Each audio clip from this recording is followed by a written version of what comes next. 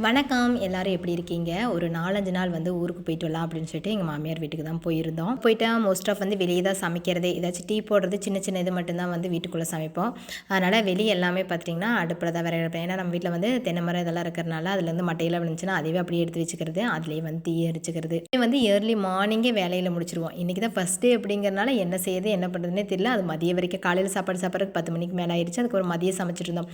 வெயிலெல்லாம் இப்படி சமைக்கவே மாட்டோம். எப்போவுமே காலையில் டிஃபன் மதிய சாப்பாடு ரெண்டுமே வந்து செஞ்சுருவோம். அப்புறம் மதியம்லாம் சாப்பிட்டுட்டு கொஞ்சம் நேரம் ரெஸ்ட் எடுத்துகிட்டு ஒரு 5 மணிக்கு மேலே தான் மீதி வேலையில் ஸ்டார்ட் பண்ணோம். எப்படி கிடக்குது பார்த்தீங்களா? அதுக்கு எல்லாத்தையும் கூட்டி நீட் பண்ணோம். காலையிலே ஒரு டைம் கூட்டுனது தான். மாமர இலைகளும் சப்போட்டா பழ இலைகள் தான் வந்து ஃபுல்லாகவே விழுகும். ஸோ அது எல்லாத்தையும் எடுத்து அப்படியே அந்தந்த மரத்துக்குள்ளேயே வந்து தள்ளி விட்டுறது. அது வந்து அதோட மக்குச்சுன்னா அதுவே உரமாயிரும் அப்படின்னு சொல்லிட்டு அப்படியே பார்த்துட்டிங்கன்னா அடுப்பு காலையில் எரிச்சோன்னே அந்த சாம்பல் இருக்குல்ல அது எல்லாத்தையும் தூக்கி வெளியே போட்டுட்டு அப்படியே வந்து கூட்டி விட்டு நீட் பண்ணியாச்சு. வீடியோ எடுத்தனைக்கு சித்ரா பௌர்ணமி. அதனால் வீட்டில் எல்லாரும் வந்து கோவிலுக்கு போயிட்டாங்க. என்னால் வந்து போக முடியல அப்படிங்கிறனால நான் வீட்டில் தான் இருந்தேன். அதனால் காலைல சாப்பிட்ட பாத்திரம்லாம் கழுவி வச்சுட்டு போயிட்டாங்க. மதியம் சாப்பிட்டது எல்லாத்தையும் கழுவ வேண்டியதாக இருந்துச்சு. அது எல்லாத்தையும் தான் இப்போ கழுவிட்டு இருக்கேன். அடுப்பில் வச்சு பாத்திரத்தை கழுவுறது தான் வந்து பெரிய வேலையை. அதனால் சில்வர் பாத்திரத்தை ஃபஸ்ட்டு கழுவிட்டு அடுப்பில் வச்சு பாத்திரத்தை ரெண்டாவதாக கழுவி எல்லாத்தையும் நீட் பண்ணிவிட்டு அதுக்கப்புறம் நம்ம வந்து வாசலில் இருக்கும்ல அங்கே ஃபுல்லாக தண்ணி தெளிச்சுட்டேன். ஏன்னா நல்லா வெயில் அடிச்சது ஈவினிங் உட்காரப்போ ஒரு மாதிரி வெக்கையாக இருக்கிற மாதிரி இருக்கும். அப்படிங்கிறனால ஒரு 2 டைம் வந்து வாசல் நல்லா தண்ணி தெளிச்சுட்டோம்னா ஈவினிங் உட்காரப்போ கொஞ்சம் நல்லா வந்து கூலிங்காக இருக்கிற மாதிரி இருக்கும் அப்படின்ட்டு தண்ணி தெளிச்சு விட்டுட்டேன்.